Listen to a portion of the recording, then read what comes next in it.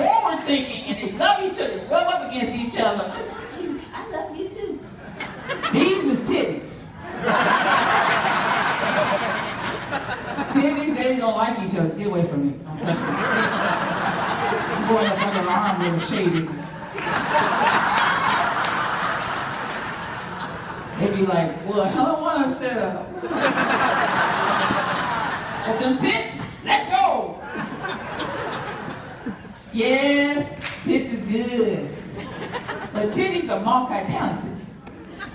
See, with tits, they firm, they go this way, and that's it.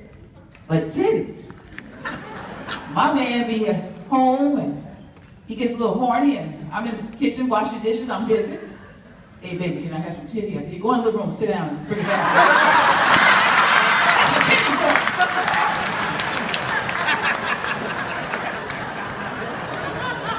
And you people, young people with all these little body piercings, oh, they look cute.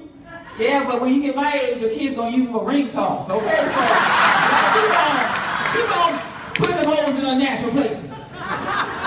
And the tattoos, oh man, I see a lot of tattoos in here. That's not a new idea. Us old people got tattoos. Back in the 60s, I got a little flower. Oh, we had flower power. I'm sitting on it right now. Mine's a big old garden. Got a couple houses sitting behind it. Overlooking the freeway. That's all the stretch line leaving out the flower. It's so big now, they come to the mall across the alley. Get a tattoo that you can use when you get my age. Like ladies, get a tattoo of big juicy breasts on these shoulders. Right now. Be proactive with your tattoos. And while you can still see it, fellas, a tattoo right here, that'd be nice. You can remind yourself when you don't get that big belly. You know, look huge.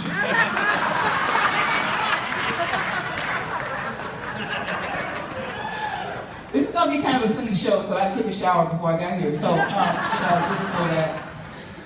But first of all, I just want to encourage you to keep on the road you're on. There's going to be stuff happening. There's always going to be things to block you, and, you know, but you got to keep on going. And I was born with some challenges. Spinal bifida and scoliosis, and then when I was 5 months old, I contracted polio.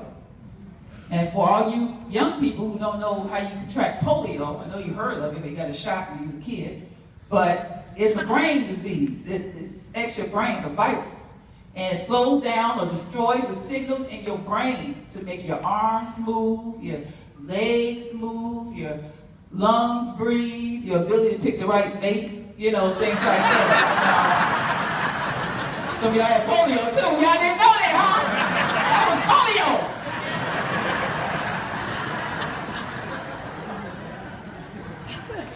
But you know, I don't want you to look at my polio and feel sorry for me and nothing like that, because I still think I'm kind of sexy. Kind of a hoochie mama. Kind of a hoe. I'm a polio hoe. That's what I am.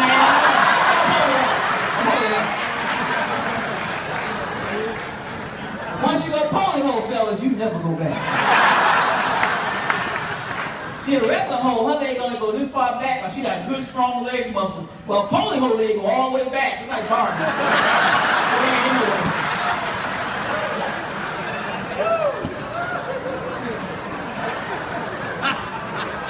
Good-looking men in here tonight, too. Some ugly men in here, too. But ladies, don't let that discourage you. Date ugly men, because they less, you know, chances they'll cheat on you. They ain't had none in a long time. And they happy to be out with you. You out with me? You my girlfriend, right? Yeah, I'm your girlfriend, shut up. And if they get really ugly, just put a brown bag over here and draw a picture of Pretty Man on it. What I would do. Yeah, pretty guys right in front, these young ones. Hey, how you doing, baby?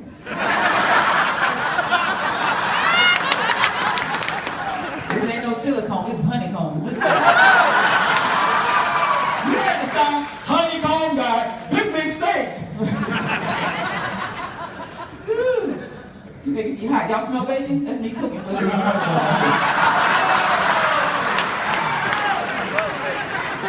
He turned so red. I like white boys, but they like flowers. They're pink, red, purple. It's red. See, on the clothes, I can't tell, but you white boys are just pretty. Oh, you are way too young for me. Is your daddy here?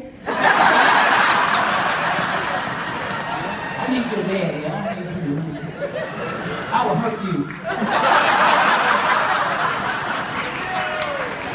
You ever been to the Black Jungle before? You'll be hooked on me. That'll be your new fight. You'll be hooked on me. You be trying to look for old black women in the ghettos. Y'all show me where one is. I'm looking for Mrs. Jones.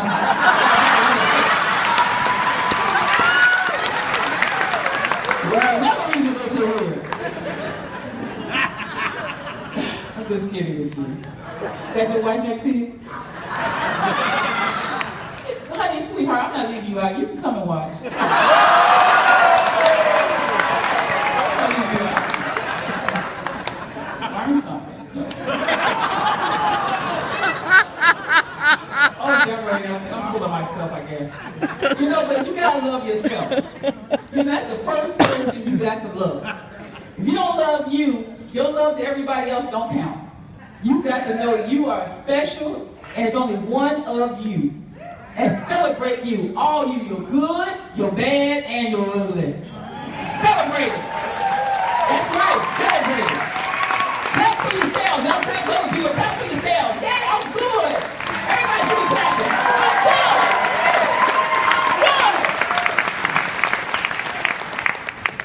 Good. Yeah, well, I want to tell you a little bit of my journey in this life, too. Y'all used to hearing people's stories in group all the time, so I got to do mine. I was born in Chicago and contracted polio at 5 months old, and was in the early 50s. And they told my mother and father, because I was so crippled and messed up inside, that I would not be able to carry and have my own babies. And they were devastated by the information. And they didn't tell me, because they wanted me to have a normal childhood. And finally, they broke the news to me that I couldn't have any kids, but it was after my third baby.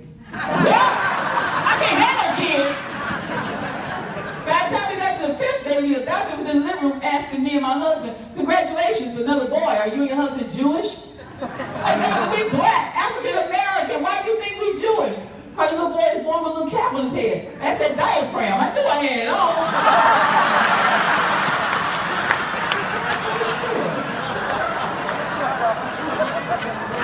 You thought it was a yarmulke. But he grew up, and he's a lawyer, so we are Jewish! We are Jewish, we didn't even know that. Yeah, but before that, when they did tell me, and you know why I had these kids? Because I didn't know I couldn't do it. See, you can do a lot when you don't know you can't do it. That word "can't" kills people and dreams. That's the worst 4-letter, dirty word. I want everybody to try to kick that word out of their vocabulary, out of your family's word mouth, because that word destroys. Worse than all the other cuss words you can think of, that word "can't" is the one that we got to get rid of. That's right. And as a little girl, I was introduced to "can't" early. I was running through the house with my little braces and 4 years old, and I was chasing my brother to beat him up, and my mother yelled, "Girl, you stop that running and jumping like that. Don't you know you're a polio child?"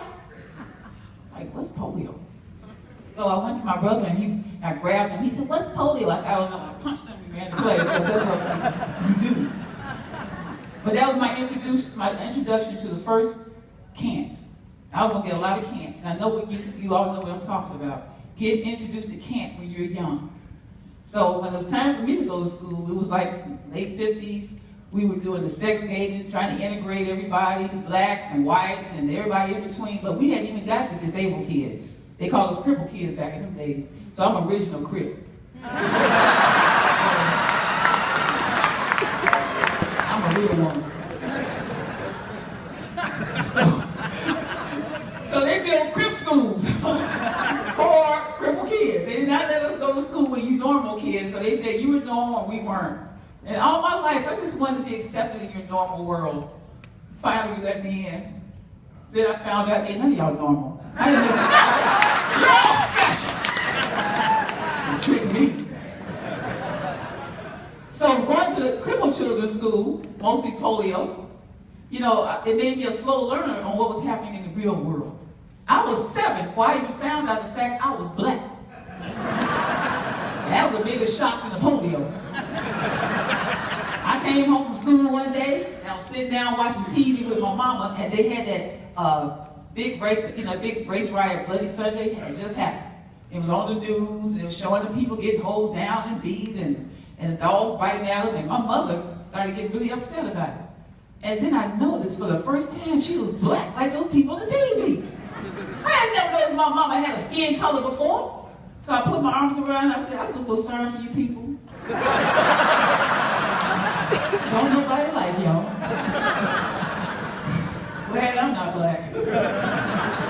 She said, honey, I'm your mother. You just another shade of brown. She said, you black too? I said, no, I'm not. I'm polio. I thought we was a race. She said, well, you're black and polio. I'm biracial? What? And then she went on to cripple me with that bad, dirty, 4-letter word. Yes, baby, you black too. That means we can't vote in these states, we can't live in this neighborhood, we can't work on these jobs, we can't go to these schools. Now I already found out I can't walk like other kids, I can't go to school with other kids. Now there's a whole other big thing of can'ts that I got to deal with. And I had never noticed skin color before. And now my eyes are peeled back, and she's telling me all these horrific stories. And I went to school the next day, and I'm looking around. That's when I realized that none of us are born prejudiced against anybody, no matter what the issue is. But somebody poisoned our innocence to love and accept people where they are right now. Somebody messed that up for us. Somebody told us things about group of people and how they act and what they do, and it's not good. Stay away from those kind of people. That's what we were told. So we put everybody in little categories because this is what our family told. We believe them because this is our parents, our uncles, our cousins, their siblings. They're telling us all this stuff, and we believe them. Then we grow up and come to an NA conference and find out somebody lied to me. What happened to me can happen to anybody, no matter what color, what age. So we got to deprogram all this separation stuff. So I went to school the next day and I'm looking at people going, you black? You white? I am. I said, I don't know what we did, but y'all don't like us. That's what little innocent kids do, because they don't know better. But, that was just a little, I want you to feel sorry for me having polio, poor polio child. No, because I had a normal family life. Alcoholism, drug abuse, stuff like that. There's normal stuff. And my mother suffered with alcoholism, and she was very thin. She didn't drive a car, and she never came to school to see about my school program. Do you remember going to school and the same mamas come to everything? Remember those mamas? Yeah. Well, in our school, we had a mother like that, and she had polio, just like her little girl was my best friend. But this polio woman was big and heavy set. She was really pretty. She wore big flower dresses, and she always had her makeup, and she's smiling and pretty hair, and she always smelled like Avon and fried chicken. And she'd be smiling at everybody. Oh, baby, that's a pretty blouse you got on. Oh, I like that jacket you got on. She'd just compliment everybody, and she would sit in the audience and look at our little programs. We'd be on stage, wheelchairs in front, crutches, and walkers, pecking order. This Bubba was out there smiling, and I look around, and as usual, I didn't see my mama. My mama don't never come to nothing. Miss Butler come to everything. When I grow up, I'm going to be a mother, just like Miss Butler. And I went home that night, and I started praying. I said, dear God, when I grow up, I want to be a big, fat mother that can drive a car.